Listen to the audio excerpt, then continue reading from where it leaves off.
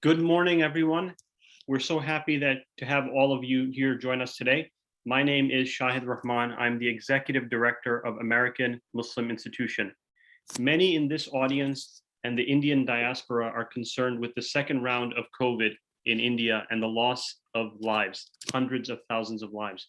While we are deeply concerned with COVID, we're also deeply concerned with the extreme elements that continue to divide India.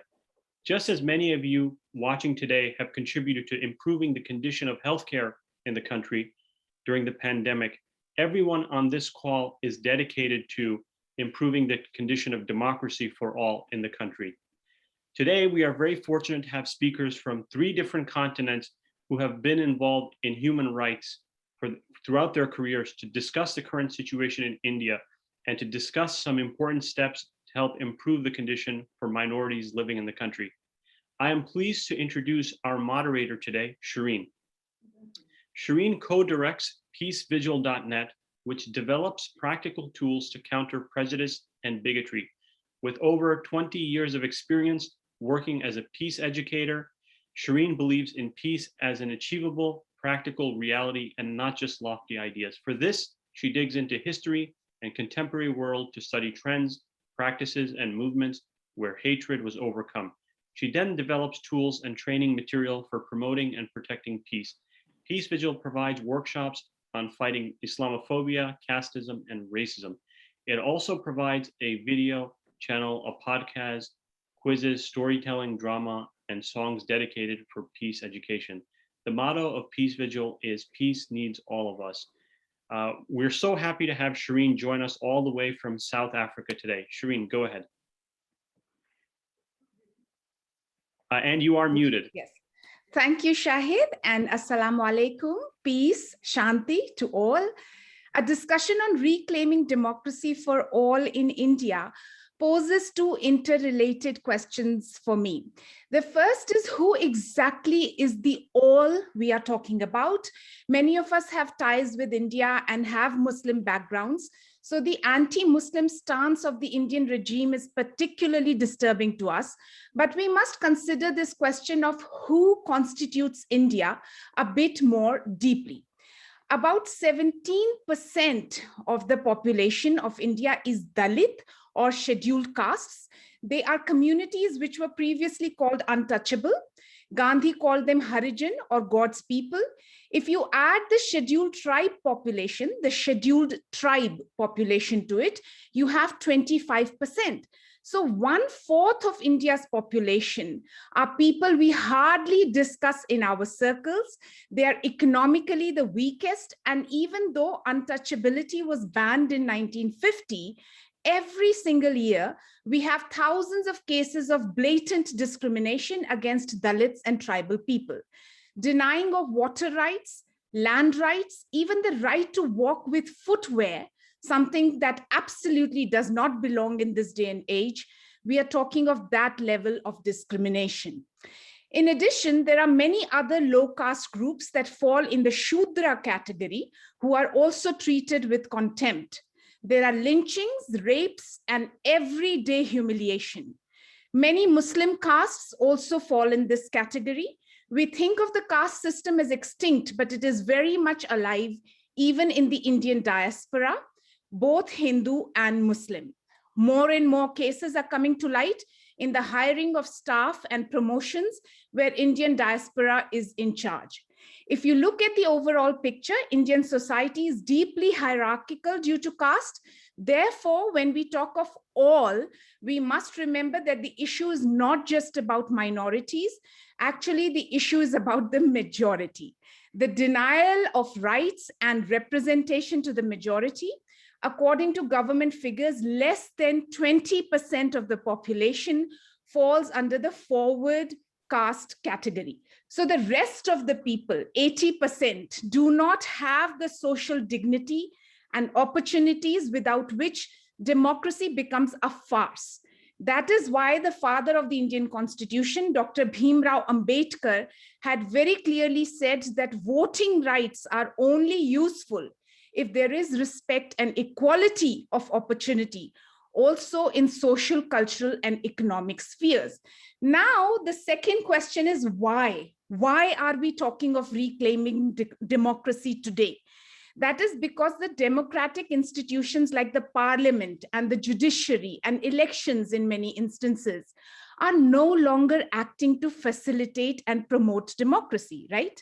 They are in fact working to protect and promote an apartheid regime. In addition, the document that gave India democracy after a ruthless colonial rule, namely the Constitution of India, is itself under threat. But my question here is why? These things, they don't happen overnight.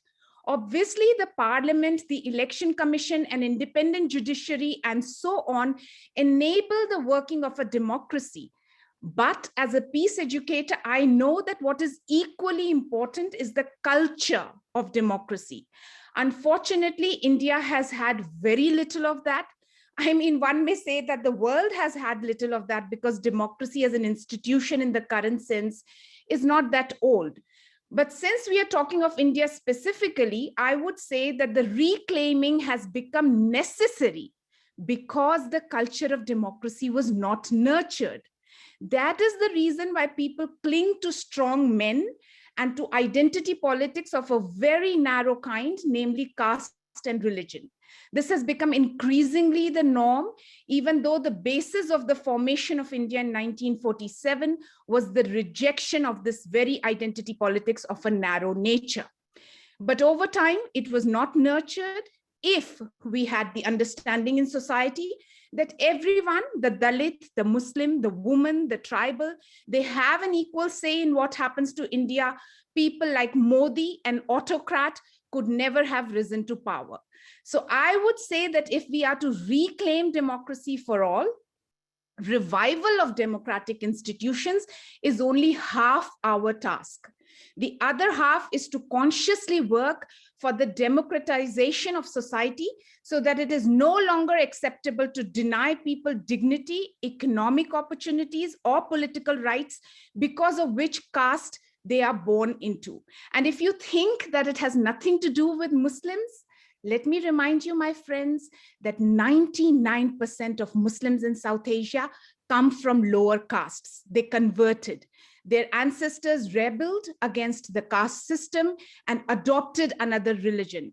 Therefore, the anger of fascist organizations like the RSS against Muslims is largely because leaving the oppression of caste system, rebelling against it, is a huge slap in the face of a fascist ideology of homogenization and control through stratification. Hindutva is the biggest enemy of Indian democracy today, just as it was during the movement for India's freedom struggle. It should be challenged not only electorally, but in society by promoting justice and equality, because all proponents of authoritarian ultra-nationalist ideologies are scared of democratic values in society. I say to you as a peace educator and someone who lives in a country called South Africa with a past as horrible as apartheid, that unless we recognize the right of others who are also persecuted, meaning the people on the lowest rungs of society, and join hands with them to protect Indian democracy, we will be discussing the revival of that democracy yet again and again. So with that, it gives me immense pleasure to introduce my colleagues, Salil Shetty and Aakar Patel, who will be giving their views on the subject. Salil Shetty was Amnesty International's Secretary General from 2010 to 18. Before that, he was director of the United Nations Millennium Campaign from 2003 to 10, credited with significantly increasing awareness of and accountability for the Millennium Development Goals. From 98 to 2003, Salil was Chief Executive of ActionAid International. Salil studied at the Indian Institute of Management, Ahmedabad, and at the London School of Economics. It is also my pleasure to introduce Aakar Patel. He's the director of Amnesty International India. He's trying to revive Amnesty in India after serious attacks by the regime on the working of that institution and other human rights organizations. Aakar is a syndicated columnist and author, most recently of our Hindu Rashtra What is it? How we got here? Another of his books is coming out in September called The Price of the Modi Years. Salil, if I could please ask you to speak, and Aakar, please, if you could also follow after that, and I will make sure that you're reminded of the time. So thank you so much. Thank you, Shirin. I hope I'm audible and clear. Okay, thank you. So first of all, thank you to the association for inviting me and for all of you for giving me this opportunity to speak to you. And it's great. It's interesting that I just realized that actually I've never been on a panel with Aakar before, as far as I can remember, although we've been working together in Amnesty for some years now. So it's a funny coincidence that after so many years, we're getting a chance to be together on a panel. So I thought that, one way of beginning this conversation is just to, obviously the audience today is made up of informed, it's a very informed audience, but when I speak to people who are kind of just lay persons who don't sit and think about these issues all the time, when I talk about democracy in India, I always start by saying, okay, let's think of what does democracy mean for somebody who's not a political scientist or an academic on the subject. So obviously, I think the first thing that comes to mind is it's in a contrast to dictatorship. I think that's again a good starting point, which means that power is to the people. It's not with a privileged few. That it's a government by, for, of the people, which means there's a lot of accountability to the people. And individual and collective freedoms are very, very important. It's kind of the core of democracy, and minority rights, which Shirin touched on. And of course, respect for constitution and rule of law. So I would say, these are some of the obvious things which we think of when we say democracy. Now, there is no question whatsoever that, this regime has kind of taken the process of dismantling democracy to an industrial scale in the last 7 years. And I'll just give you some of the reasons why I think that has happened. So let's take this first one. So, is it a government of the people? Is it something which is power has gone to the people? I think far from it. Shirin's already explained the caste system. I'm sure all of you are quite familiar with it. At last count, I think a third of the cabinet ministers are Brahmins. There are only 2 women. Out of the 89 top civil servants, there's only 1 Dalit, no low caste. And you're all aware that there's not a single elected Muslim MP in the current Lok Sabha, which is our most powerful house of parliament. And it's common knowledge that this government is kind of bankrolled by some very heavy-hitting, very, very rich corporate. Ambani and Adani are the 2 which constantly come up, but there's a whole bunch of them. Those 2 are the better known ones in the Indian context, billionaires, top billionaires. So that's who this government represents, and whatever their rhetoric is, the fact is that it's an upper caste, upper class, very, very elite regime. The decision making, talking about decision making, is controlled pretty much with, what we call Prime Minister and his +1, who's the Home Minister. They call Shah and Shahenshah. And it's essentially a sort of a monarchy or a dictatorship form of regime, in the sense that even the cabinet ministers cannot really speak up. I think pretty much anybody who wants to speak, even the cabinet, has to seek permission from the Prime Minister's office, which is made up of a group of very select bureaucrats, mostly from the Gujarat cadre, who our Prime Minister trusts. And all of this is relevant for what I'm going to be saying later, because it just gives you some characteristics of the regime and why it's anything but democratic. The other thing, of course, is the accountability mechanism. So, obviously you need checks and balances in a democracy. The parliament itself is massively run by this ruling party and its allies. So they have a brute majority. So any bill they want to pass just kind of sails through. There's really no discussion. Things are passed in the middle of the night. All the parliamentary standing committees, etc., have been pretty much defanged. And all of the other checks and balances, the media, the traditional media and the social media, this joke that Facebook and Instagram is run from the Prime Minister's office. The judiciary has been silenced to a considerable extent, particularly at the Supreme Court level. Major laws which we had, like the right to information. I think Aakar said he's going to talk more about the laws, so I won't go into that, but several such laws have been, which are very powerful laws for information transparency, have been pretty much diluted. Civil society has been crushed, as most of you know, at least the ones who are critical and, questioning of the regime. And freedoms, when it comes to freedoms, there's a frontal attack on freedom of expression, association, assembly, all the religion, all the most of movement, all of those are at risk. Dissenters, whether from the media, from the legal fraternity, from activists, are either in jail or they're undergoing investigations of some sort or the other. So there's huge intimidation of fear psychosis. Even the most prominent opposition leaders are permanently under severe pressure. And as you know, our politicians in any case have enough ghosts in the closet. So and these people have really used the fact that we don't have very clean politicians in the opposition to full advantage. So, and finally, on the minority rights and the constitutional side of things, Shirin, you mentioned the Dalit question. I think, again, going by official government records, which increasingly one can't rely on anymore because they're stopping publishing many of the kinds of things which were regularly published on human rights, on atrocities, even on the economy, we can't trust the figures anymore. But by going by official records, in a 5-year period since this regime took over power, the atrocities against Dalits have increased 8 times. On the Adivasi issue or the indigenous tribal question, a lot of their rights have been under attack, including by breaching the Forest Rights Act, which is anything which is providing some safeguards to the most vulnerable people has been under attack.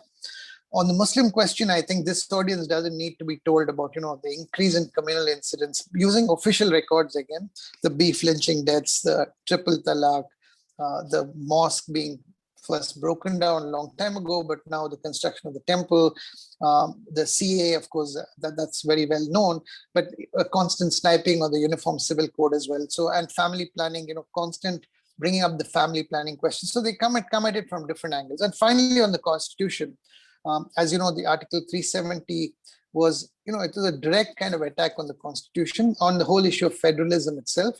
And the Citizenship Amendment Act essentially is trying to create 2 classes of citizens. So it's kind of direct attack on the basic structure of the Constitution, if you please.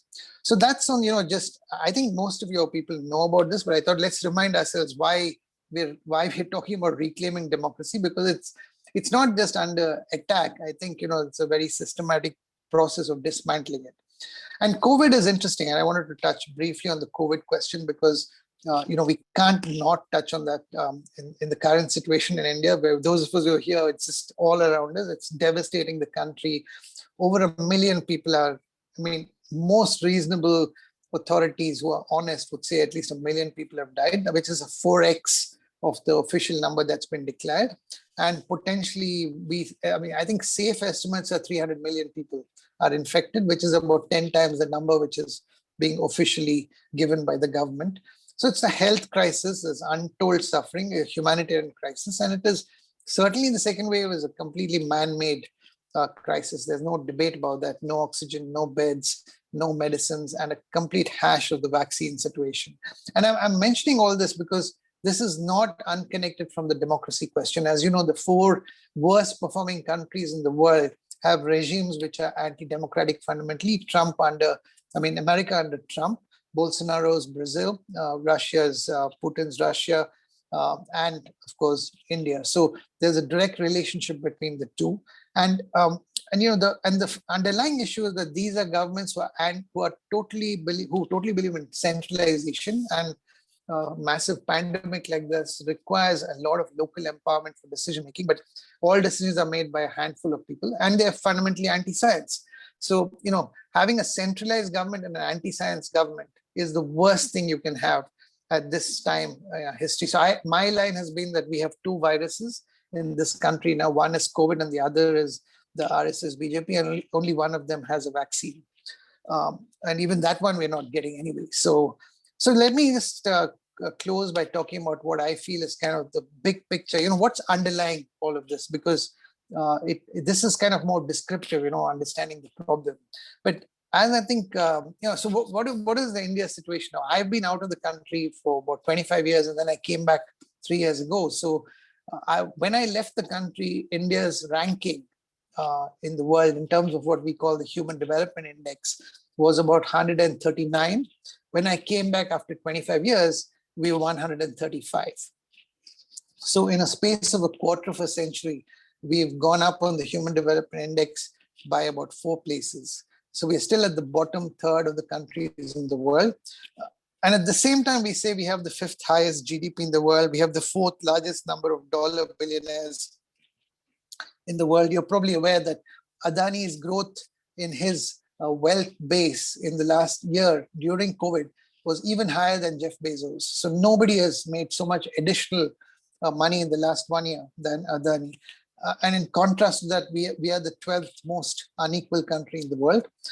We have some of the worst corruption indices, and all the democracy indices we've been coming down year after year, whether it's VDEM or the Economist ranking, the EU ranking, all of that. I think you're all fully aware of it. And it goes back to this question as to whether democracy sits well with this country at all. And I think fundamentally democracy is antithetical to India's caste-based, patriarchal, very color and race-driven society. It's tinged with racism and deep religious bigotry. So, the principles of the Universal Declaration of Human Rights, which, India signed up to, or even what our constitution says, is trying to upend something which has been built over 2,000 years or longer than that. So, we have to be realistic as to what you can do in 70 years.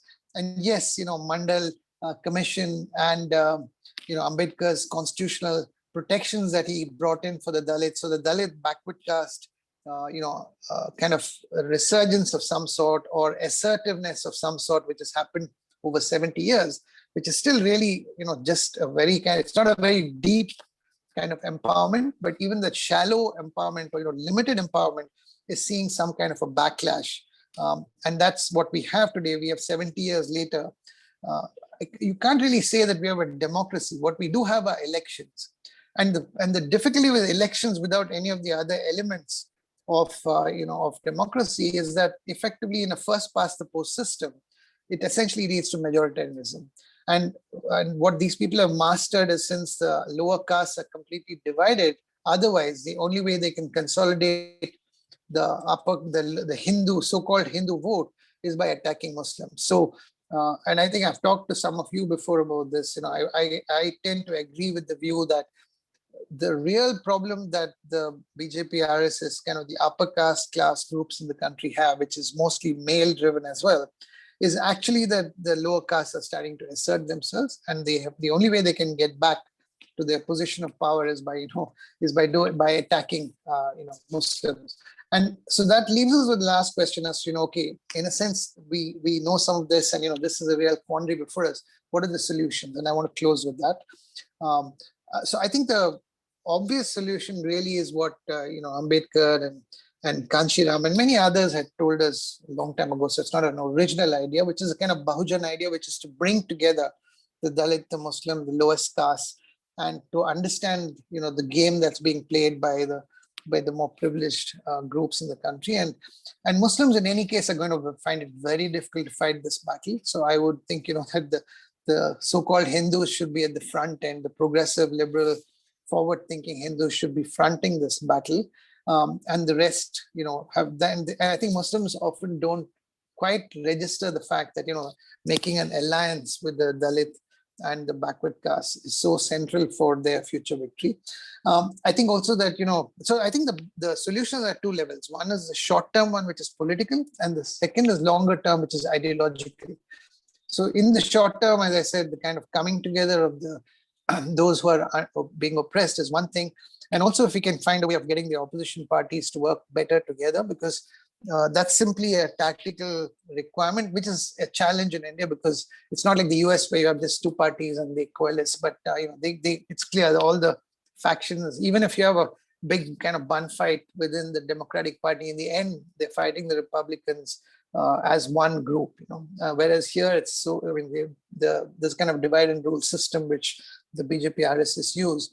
I would say the third solution in the short run is financing. I think there's a big financing crisis for, demonetization, all that was part, and this constant income tax raids, etc., selectively done, has led to a real hollowing out of the resources for the progressive groups. So that's in the short term. In the long term, I think that, there's massive work to be done, and maybe Shirin, what you're doing, which is peace value-based education, and working with schools, colleges, the media has to be, brought back. The media has completely been taken over by these people, on the mainstream media. So sort of a counter Shaka movement needs to happen at the grassroots level, cultural, political mobilization, particularly of Dalit, OBC. And I'm getting a kind of message saying that I'm in the kind of closing stages, which works well for me, Shirin. I know that Ambassador Siddiqui wanted me to speak a little about, what could the diaspora in the US do about this, but maybe we can come back to this question in the discussion, because I think I've more or less taken my time. There's a lot more one can say, but I think this is good enough for me to kind of give my opening thoughts. Thank you. Salil, you still have a few minutes if you want to add anything. You have about 4.5 minutes. And why don't we come back? We'll get Aakar's voice in. Okay. Are you encouraging him? So, Aakar, it would be great to hear from you now. Thank you. Thank you very much, Shirin. Thank you to the AMI. Thank you to all of you who joined us this evening in Watan, and this morning or afternoon, wherever you may be. I would like to thank also Salil Shetty, who's one of the great reformers of our sector. Our sector is not very large, but it is passionate, it is effective, and what he has done at the global level in his time at ActionAid, the UN, especially at Amnesty, where I was witness to his work over 4 years, is quite remarkable. I think that this country needs to recognize the quality of this man. Shirin said that Hindutva is the biggest enemy, and I would agree with that statement. I would ask us and myself what it is that it means. I think that one of the issues that we face as Desis is that we do not know what the ideology ruling India today wants, because it doesn't expressly say what it is that it intends to do. Does it intend to change the constitution? Does it intend to do to create some sort of a Hindu Rashtra? If so, what does it mean? And I've been thinking of this for some time, and I'll just put my thoughts out as they come to me. The first is that for decades, the primary object of the BJP or the Janasangh, as it was known in the time before 1980, was the marginalization of Muslims. The specific phrase used in 1965 by Deen Dayal Upadhyay was that we should politically defeat the Muslims. So that was the aim that the RSS came into politics with. It is safe to conclude, I would say, that this has been achieved today in India. That of our states, we don't have a single Muslim chief minister. In 15 states in India, there is no Muslim minister at all. In 10 of the remaining states, there is one Muslim minister, usually given a minority affairs, as has been the case in the Union Cabinet. In UP, even the minorities affairs minister holding Waqf is a Hindu. As Salil mentioned, of the current 303 Lok Sabha MPs of the Government of India, none is a Muslim. Of the 282 Lok Sabha MPs in the last Lok Sabha of 2014, none was a Muslim. So it would be fair to say that what Deen Dayal Upadhyay wanted to achieve in 1965 has been achieved conclusively under Mr. Modi. The Muslims of India are the largest unrepresented minority in any part of the democratic world. I think that the numbers would show that they have very little voice. If by democratic representation we mean voice and we mean actual power. Except for 1 or 2 states, which are the exception, the rest of India seems to be comfortable with the fact that we have realigned ourselves to this. This is new. In the previous decades, while there was discrimination in India, it wasn't actively and overtly sent down from the top. So the fact is that since 2014, this has been the case. And we should accept that there is a new sort of reality that we are living with, which we need to understand. Outside of the marginalization and the defeat of the Muslims, what else does the BJP seek? I'll just go through a few things that I have understood them as doing.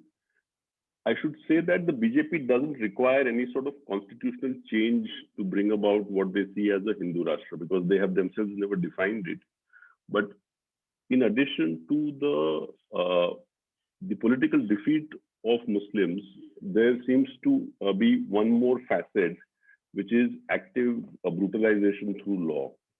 And we've seen the most visible example of this in late 2019 through CAA, when religion became a factor in citizenship for the first time in our country overtly. It may not have been the case through law in the past, but now it is in the letter of the law. Those people who have understood and known what the CAA and the NRC means necessarily need to understand it through the lens of only one state, which is Assam. Both what Mr. Shah has promised will come to India in the course of time, and what has transpired in the state of Assam needs to be fully understood by all desis, I think, everywhere in the world. That the first part is that we will have a law which says that refugees coming in from 3 countries in South Asia who are non-Muslims will be absorbed without documentation as being citizens of India, those who came in before the end of 2014. The law leaves out the Muslims and Jews. The second part to it, Mr. Shah says, is that we will have the NRC coming throughout India in the same fashion that it did in Assam.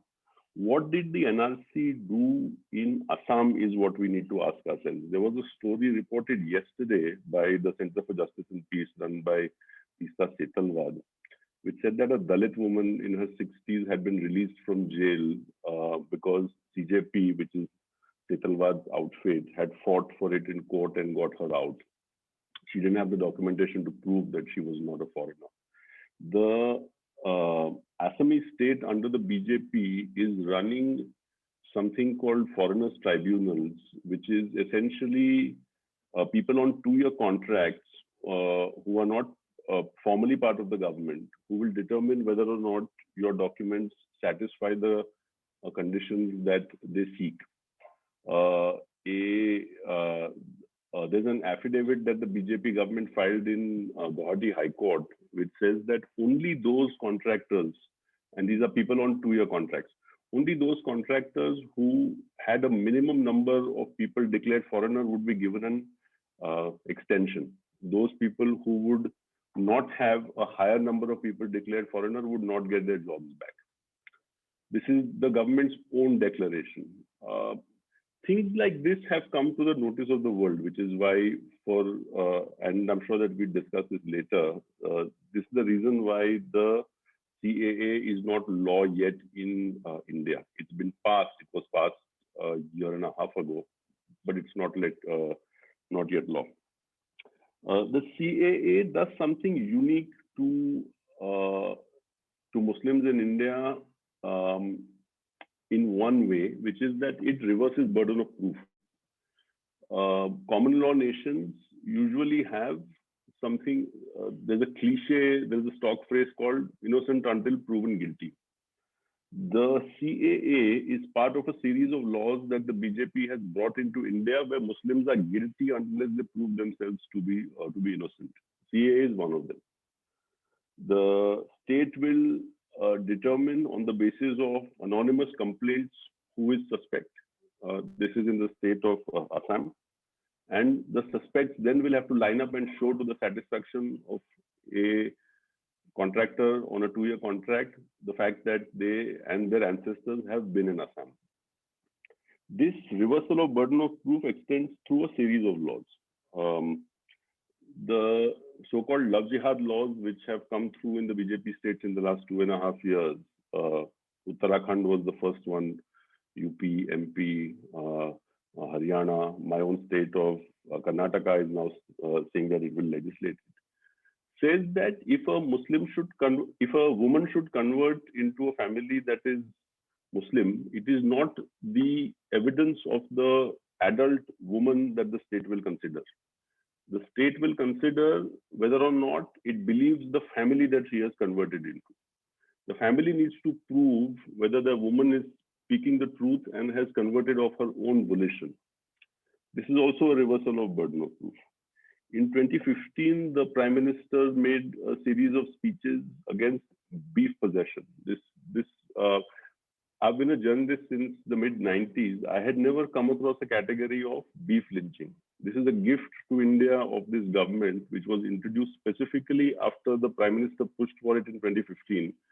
And the two states, Haryana and Maharashtra, responded with laws that criminalize the possession of beef.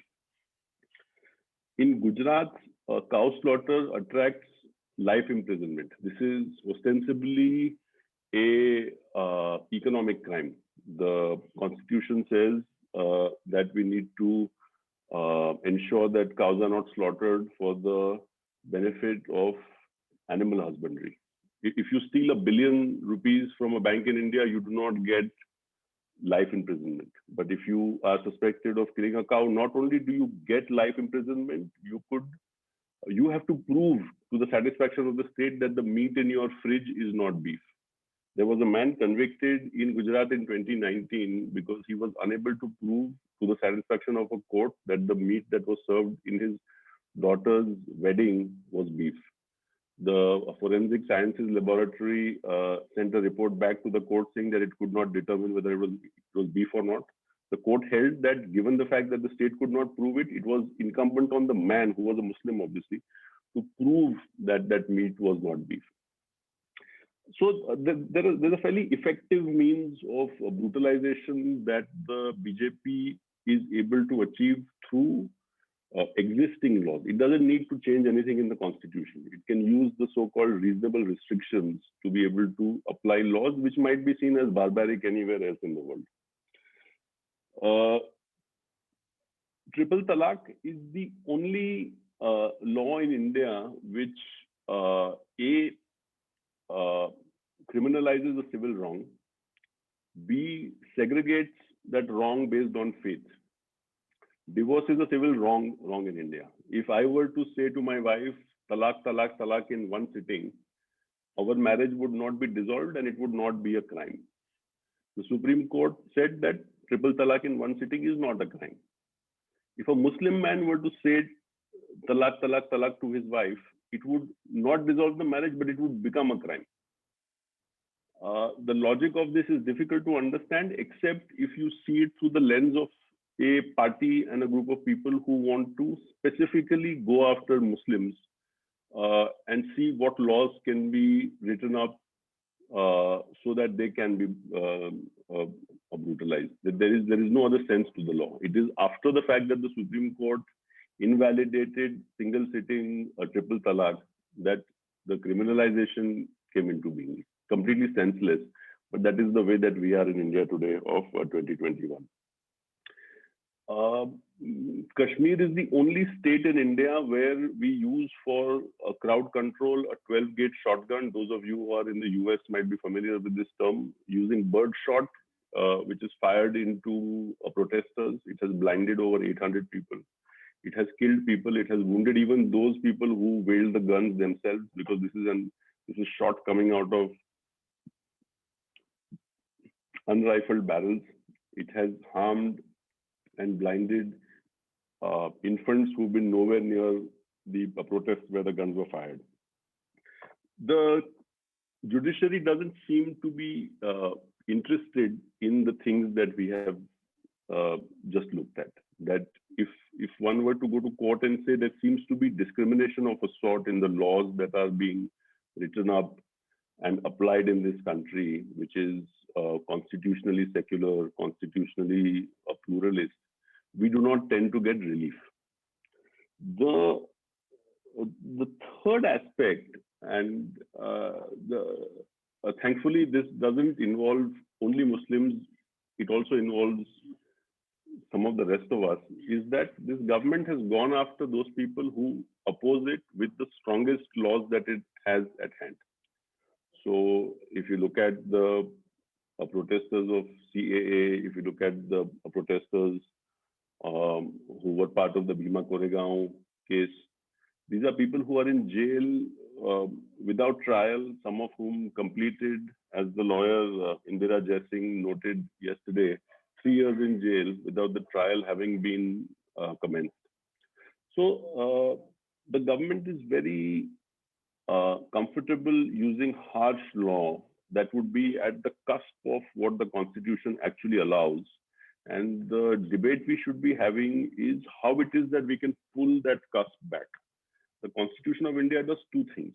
It allows the BJP to brutalize us. We should not be in any sort of,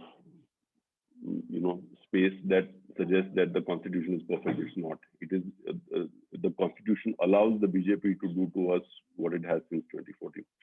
On the other hand, the Constitution also allows us the space to push back and to be able to change what is going on. And I think that is the crux of what we should be discussing. How is it that in the center of this, we can push back against what has been happening to this country and to our people since 2014? And how is it that we can reverse this in time and be able to come back to what might be seen as normalcy? Thank you very much. Aakar, you still have 5 minutes if there's anything you'd like to add, unless... I have many more things to say, but I think I'd rather hear from the ones who are listening to us and learn from them and see what it is that we can add. Okay. So I think we will move on to discussing a few things, and Aakar and Salil, please do give your thoughts. From what I understand after listening to both of you, that this is obviously a very complex issues, and caste, class, including corporatism, play a big role in what is happening. And also, Aakar, it's a very good point that you've raised, that the Constitution gives us both the power to fight this kind of a regime, but it also enables this regime to act in the way that it is doing. The first point that I'd like you to discuss, and Salil, especially you, is, as Mussolini said, that fascism is really corporatism.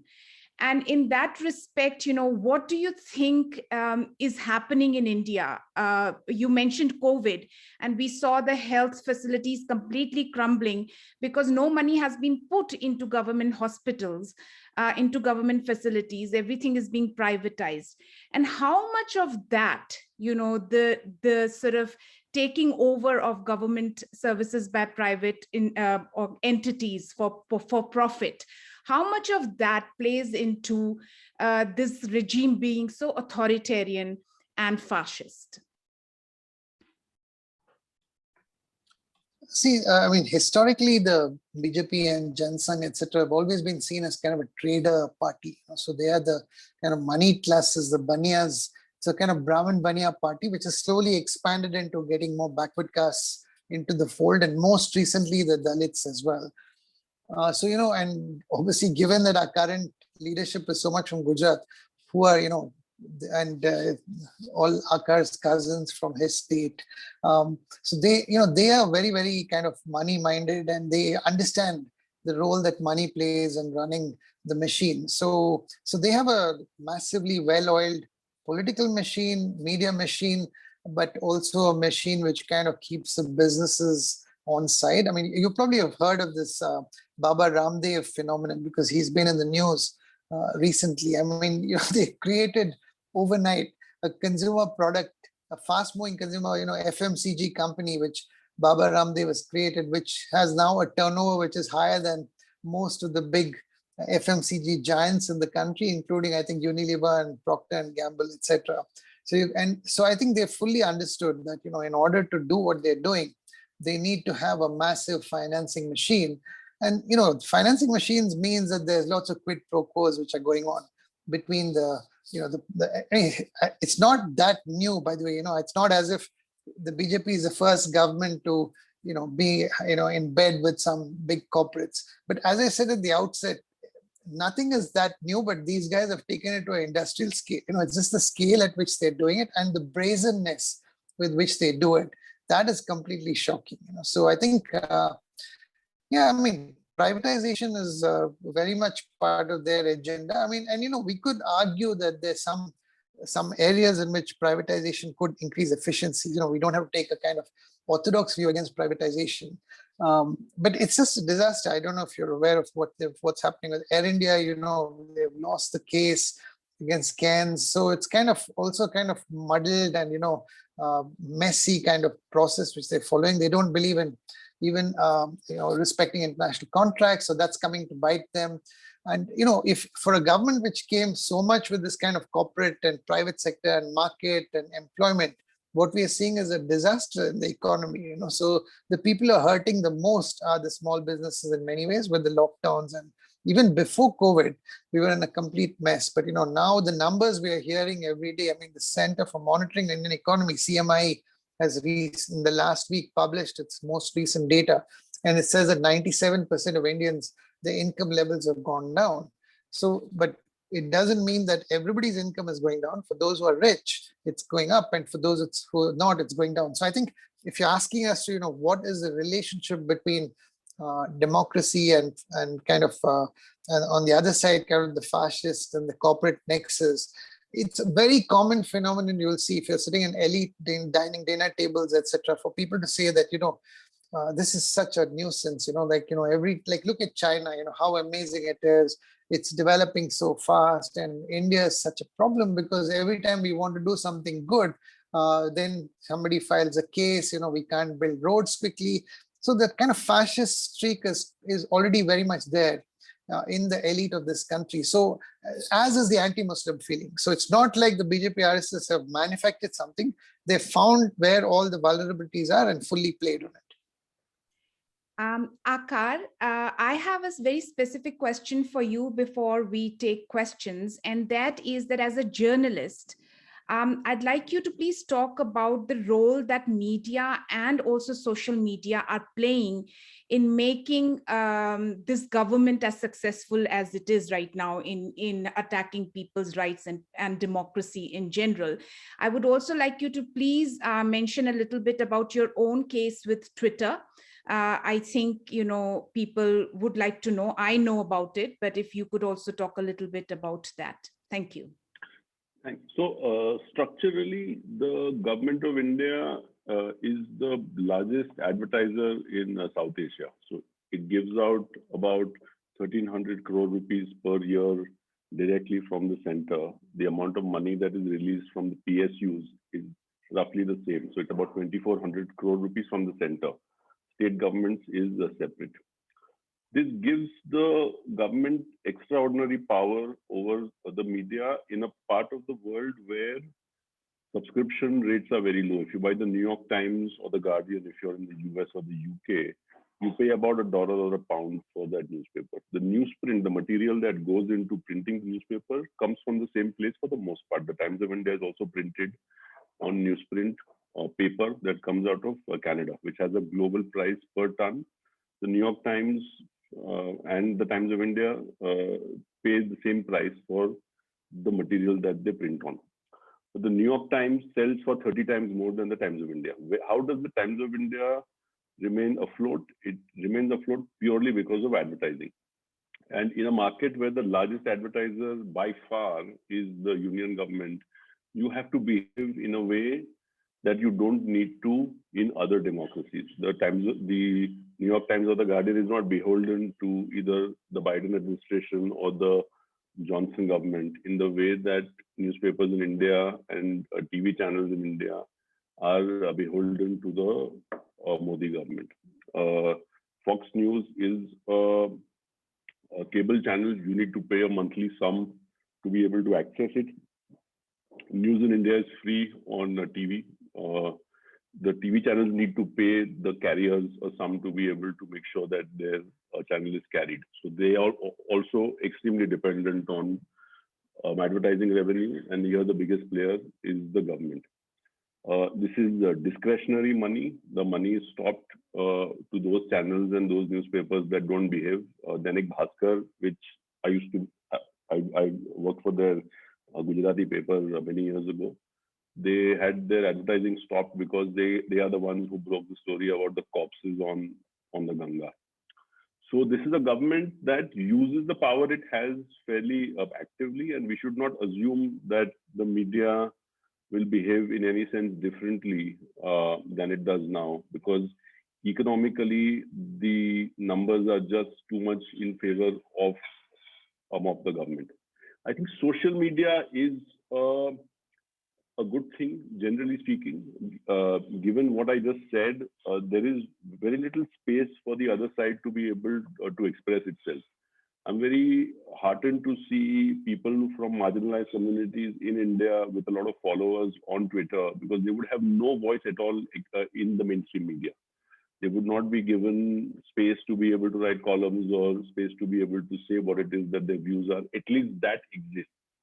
So while I accept the fact that a lot of social media is negative and nasty and damaging, it is also the fact that it gives us as individuals the ability and the space to be able to put out views that would otherwise be completely hidden.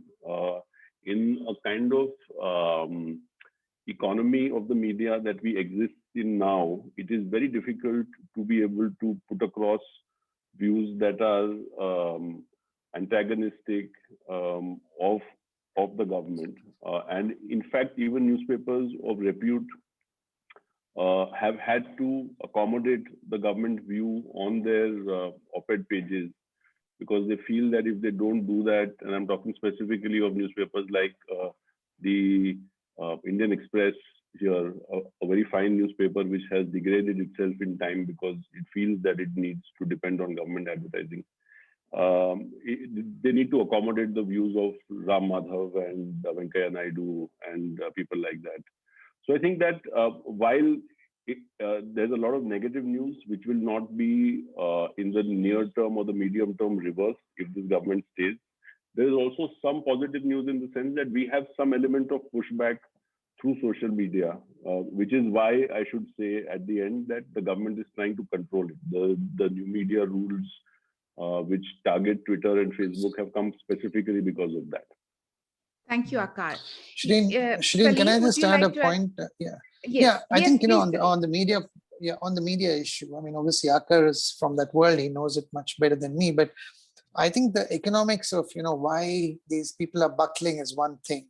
But I think there are two other factors which, you know, we can't underestimate. Number one, if you look at who owns in media and who is in the newsroom, it's a complete Brahmin Baniya dominated situation. So the Baniyas and, you know, the people who own are the traders who are mostly supportive of this government.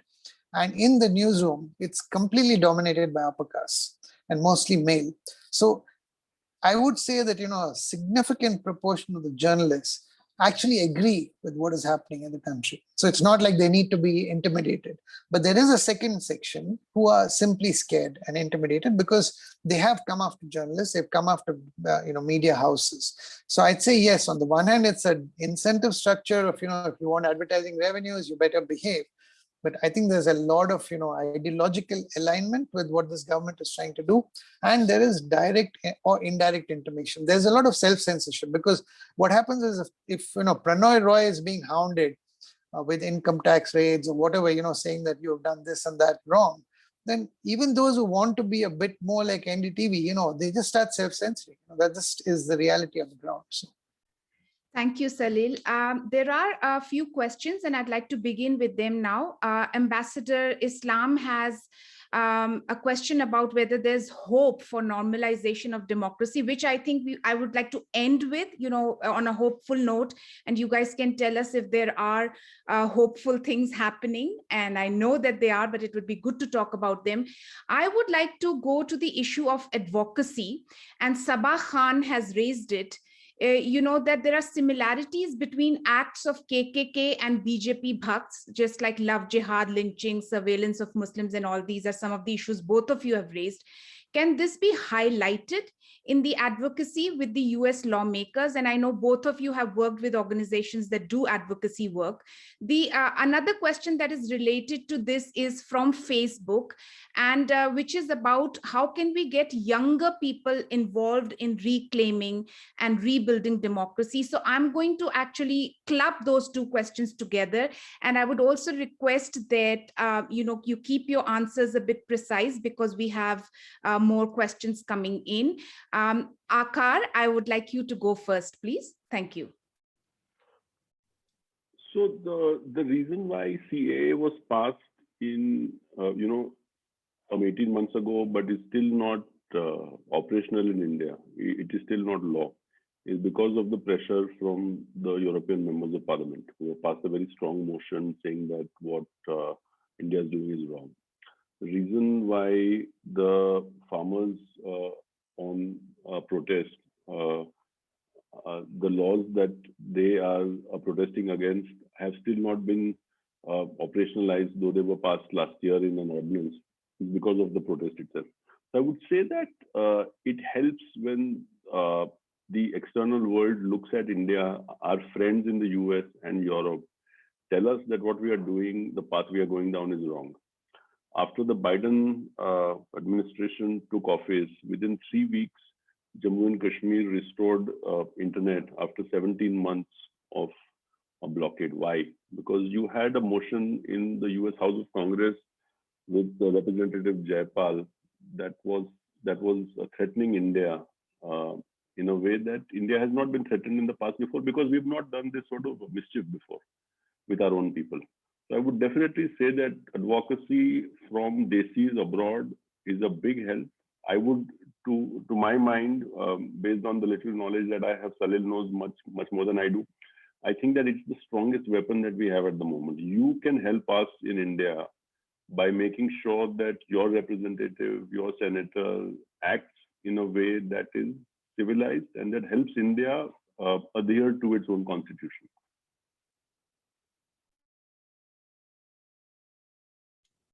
Do you want me to jump in on this one, Shirin? Please, please, Salil. And also, the other question about how youth can help. Thank you. No, so I think, I'm actually, right now doing a 7-country study on this phenomenon of, what I call elected authoritarians, like the Modis and Bolsonaros and Duterte and Orban and Erdogan and Trump. Little bit, we looked at Bibi as well, Netanyahu, who's also on his way out. So it's kind of 2 down, 5 to go kind of thing right now. And but we're looking much more at the resistance, as who is resisting this phenomenon and how successful have they been. And I would say that the question of international pressure, it's a mixed bag. I think that, while on the one hand, I agree with Aakar that, there's points at which it's absolutely crucial and that can make a big difference. We have to remember that these regimes always use this kind of hyper-nationalism as one of their tools to unify their base, right? So we should, I think, definitely put international pressure, but do it in a smart way where you're not playing into their hands and then the cause on the ground is getting delegitimized by saying, oh, this is all some foreign thing, and they're waiting to do that. So I think the important thing is not to do things if there is not a strong base and support which is domestic for what you're doing. Otherwise, it'll be dismissed out of hand. On the youth question, I think, I'm really hopeful domestically about, I assume when you say youth, you're talking about youth inside India, because there's a whole other discussion to have about diaspora in the US and elsewhere. But domestically, I think, what has happened is that if you look at the analysis so far, at the kind of surface level, if you look at 2019 voting pattern, it's often said that a lot of first-time voters voted for BJP and have been enamored by Modi. And it is also true that 10% of OBC and 10% of Dalit vote shifted to the BJP RSS in the 2019 election. So I would say that on the one hand, young people is where the hope lies. On the other hand, we have to understand that, the BJP RSS has also understood this very well, because we are our demographic is very different from the richer countries, which is essentially an older population. We have 60, 70% of our population is young population. So I think that there's a lot of work to be done with, and we are right now working with a big chunk of those youth in 3 states just to exactly understand this question. And I saw that Javed has asked this question as well, as why are the OBC and Dalit both being attracted by this kind of Hindutva agenda? Because you would expect that it's counterintuitive, right? Why would low caste be attracted by an upper caste Hindutva agenda? But they've packaged it in a phenomenal way. And we talked earlier about respect and dignity, etc. We talked to a lot of Dalit and OBC youth in the villages, and they'll say that the BJP has given that to us at the local level because the other parties have taken us for granted. And these guys have become some kind of secretaries of a local cultural association, whatever. They've given them some kind of status, not of any serious power, but they've made them feel more important than they ever were. So I think there's a lot more research needed into that, but for sure I think there's hope there, but there's also a real threat. Farah Usmani, I think your question has also been answered because you had raised this same question, that why is it that a large number of Dalit and OBCs have fallen? So Salil, thank you for that.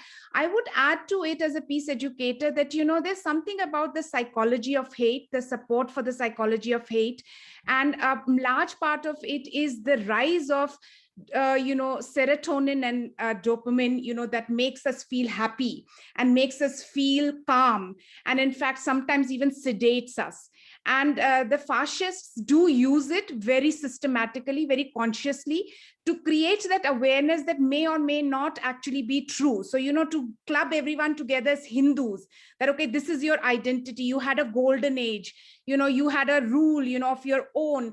It creates a sense of happiness and, calm in people who are otherwise struggling in life. So there's a very strong element of psychology there. And even if you are from the lower caste, you start to believe that, okay, yeah, there's something there in me, even though I don't have food to eat, but hey, I'm part of a great Hindu past and nation. So definitely we must keep that in mind. There is a question, Aakar, for you specifically. This is by Vijayta Lalwani. She says that she reported on the issues, on riots and pandemic and all. She was a journalist. Or he was a journalist, I'm sorry, please excuse me. And they say that, no report, no matter how hard hitting with evidence, etc., seems to shake the government. How do we negotiate this? I would like to know your thoughts. I think what she is talking about is something that a lot of us have faced over the years. 20 years ago, when the Editors Guild sent a team to Gujarat to examine the role of the media in the violence, I was part of that 3-man team. And we made a report which said that what the media was doing was nasty, it was counterproductive, it was adding to the violence. That report was published, nothing actually happened. We know a lot about what the commissions that India has on various episodes of mass violence, which are normally announced but don't come to fruition. I think we are comfortable as a nation with the fact that things happen and they should be passed over, that they shouldn't be dwelled upon and lessons shouldn't be learned. We are at the cusp of the anniversary on Punjab. We campaigned when I was at Amnesty very hard to try and ensure that the BJP government would try and bring those who were responsible for the murders and the violence in Delhi and they be brought to book, but that did not happen. The government showed zero interest in doing this, and I think that runs through us as a nation. Why it is, I cannot say. I'm not a sociologist. I would agree definitely with Vijayta that it's true. I would say that we need to keep trying. I don't think that nations become better, definitely not perfect, in a short period of time. If you look at even Western philanthropy, it goes back only about 120 years. So we should, those of us who are interested and want to be invested in this country, whether or not we hold a passport that says Republic of India, we should continue to keep trying to see how it is that we can better this country, by which I mean how it is that we can align itself to the constitutional values that it sets for itself. So these are now two last questions that I'm combining into one, after which Mr. Fazrul is going to wrap up the whole conversation for this evening. So the two questions are, one is by Razi Sahab, Raziuddin. He asks, what are some of the practical things that people in the diaspora can do to help India?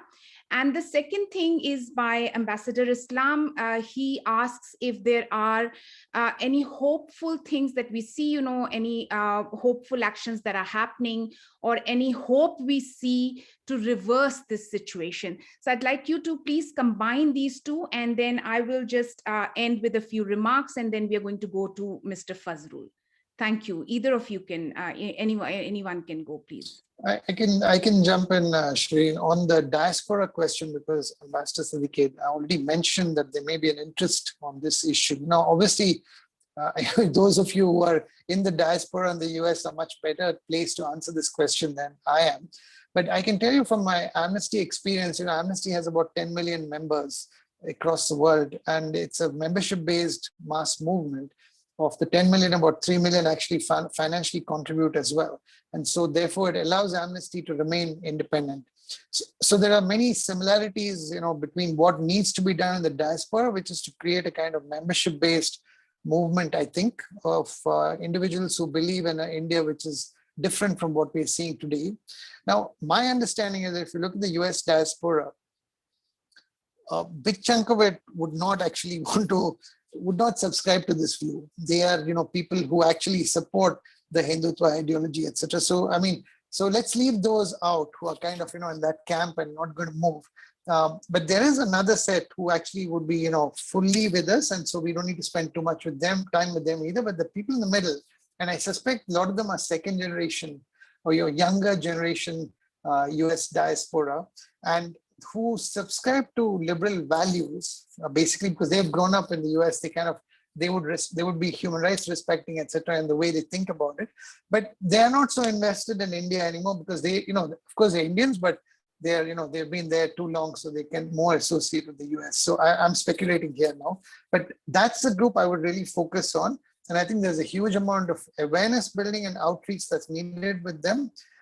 And there are groups like Students Against Hindutva, Hindus for Human Rights, etc., who are already working on this in campuses, through professional associations, other venues. I think there are, there's Desi food and music, and Desi celebrities, Hassan Minaj, Lily, etc., who are already pushing these things. But we really need to bring all of that together and do it in a systematic way. And I don't know what the pitch is going to be, but I assume that the one thing that might matter to these youngsters is that India doesn't have a bad image in the US, because ultimately that then affects them. Because unless they feel some self-interest, they might say, okay, democracy in India, what can we do about it? But if it starts affecting them and the way they're perceived in the US, maybe that's the way in which one pitches it. More research needs to be done, but absolutely practical actions like, increasing the outreach, engaging younger people, talking to everybody and then of course putting pressure on elected representatives and donating to liberal causes in India. Because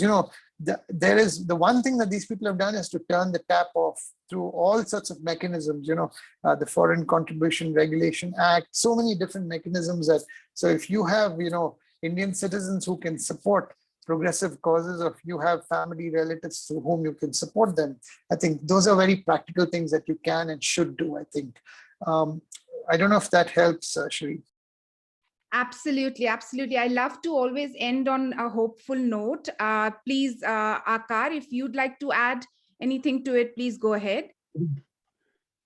So India is institutionally aligned to its constitution. When the diplomat represents India abroad, what she says is not that we want to brutalize our Muslims and our Dalits, but that we are representative of a pluralist, secular constitution.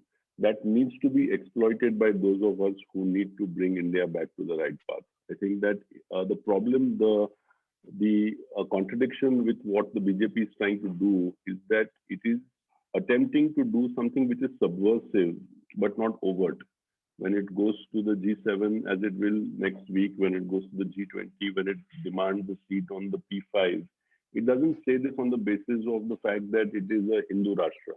It says this on the basis of the fact that India is a civilizational construct which is inclusive, which doesn't have discrimination, which has never had it. I think that is the soft point. The second part, I don't want to dwell too much on it, but Salil raised it, so I should sort of bring it in, is that my tribe has failed. I think that the Gujaratis have brought 7 years is a long enough time to look at the evidence and the data.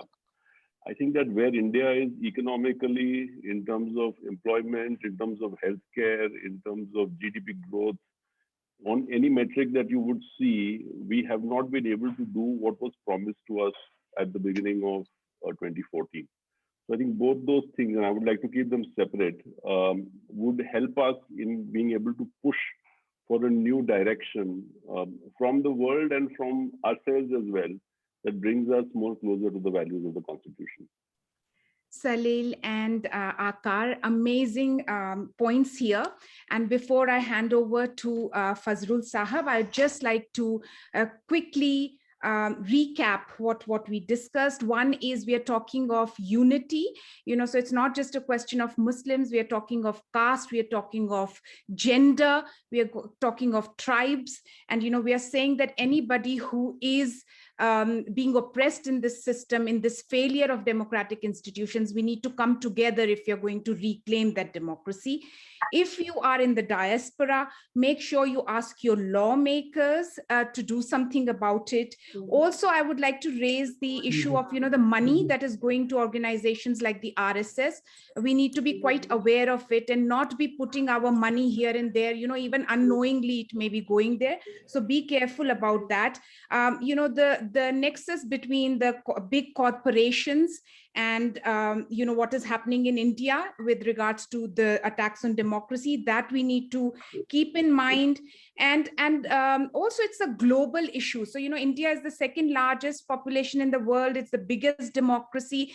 A failure of that is also a failure for international community. So we must look at it as an international, as a global issue.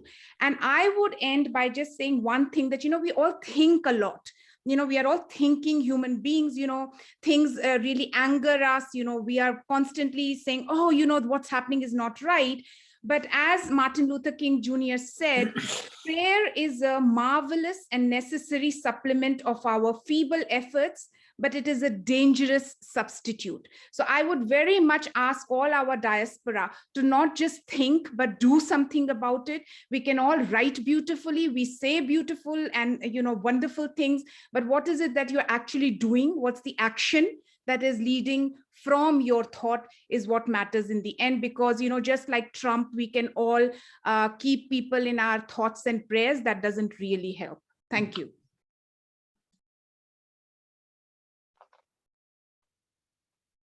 Fazrul Sahab, I think.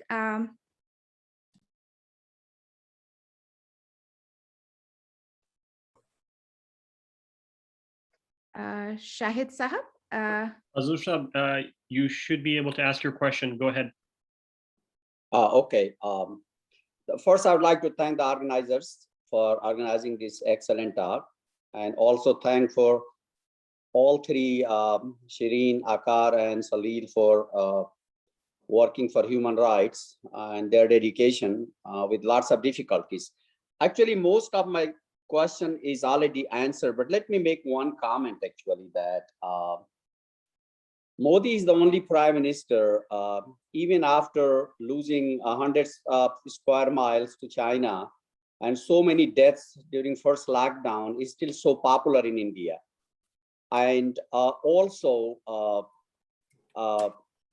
the alliance of Dalit and Muslim, I think it has been thought of and worked on, but because of the dehumanization of Muslim is so deep among majority of the Indians, that even that alliance becomes very difficult for Muslim to form.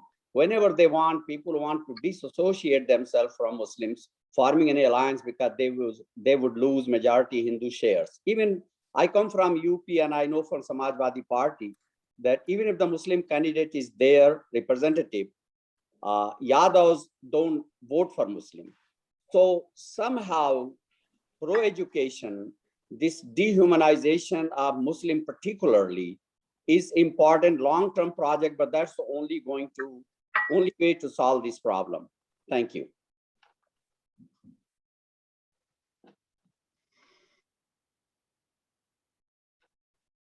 Would anybody like to address this, or I would, then hand Very it over briefly, to I would Ambassador? say that there is no evidence to show that in India, any specific policy unrelated to identity and tribalism has ever resulted in votes.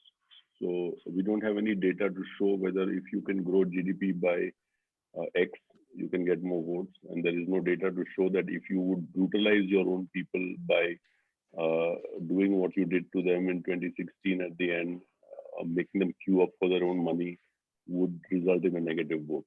So in the absence of data, I would say that we should stick to what we know, which is that India tends to be a part of the world which votes on identity primarily, and that's the way it remains. Salil, any last points you'd like to add before I hand it over to Ambassador Islam Siddiqui? Just two very quick points. Firstly, I don't know if it's of any consolation to the previous speaker. The popularity ratings have been gradually reducing, and all the recent surveys are showing quite a different picture post second wave of COVID. But the problem with all these ratings in India is nobody serious believes any numbers that comes out. So I would take everything with a pinch of salt. Both increase popularity and reduce popularity. It's all dialed up and down by all sorts of characters. But on the point of hope, Shirin, I want to say that when we started the 7-country study, we were looking at resistance in all these countries, and these 7 countries are all kind of falling on democracy indices, etc. But if you look at the resistance, it's been incredible, the resistance. I mean, whether it's a farmers' protest, the CAA, anti-CAA protests, or so many, those two are the most visible ones. But whether it's on social media, whether it's through portals like The Wire and Scroll, etc., the resistance is amazing. And just like in the US, the fact that you had a Trump, it created a politicization and consciousness amongst young America, amongst Black Americans, etc., that we've never seen before. So in some ways we can be grateful to these people. And I don't like to personalize the conversation too much about Modi, because the more you do that, the more it benefits them. I think we are fighting a deeper ideology than any individual, because it's not that difficult for them to replace Modi and still win elections. It's like sometimes his role is a little bit overstated. So I think we should fight the roots of the ideology. And I think people are fighting it. And that fight is an honorable one, and victory is there at the end of it. I totally agree, Salil. And also we have to remember that a lot of the people on the front lines, in fact, the majority of the people on the front lines are not Muslims. They're not Dalits. Many of them are upper caste Hindus. And so that we should not forget that they're brothers and sisters, who are all trying to defend democracy in India. I would like to now hand it over to Ambassador Islam Siddiqui, the president of American Muslim Institution. Thank you, Shirin. Can you hear me? So this has been a fast-moving and fact-filled session this morning, your time in India, nighttime. But I have to thank all those who joined us this morning from all 3 continents, India, South Africa, as well as North America. And number 2, I think especially the session which was dominated by discussions more than I expected in my wildest dreams, where you folks, all 3 of you, deserve a special thanks for bringing your vast experience in terms of first-hand knowledge of the issues which plague Indian democracy and offering some practical solutions. So thank you, both Salil, yourself, Aakar, and Shirin. All 3 of you did a wonderful job, and my thanks are to 3 of you. We hope we can continue this discussion in the future. But one thing I'll part with what you said, Shirin, not just think, but do something. I think the message I want to take away from this session is we need to engage. If we care about democracy in India, and rise of India as a secular parliamentary democracy, I think it's incumbent upon all of us to do something, not just think about it, but talk about it. Thank you once again, and may God bless you. Thank you very much, and Assalamu alaikum to everyone.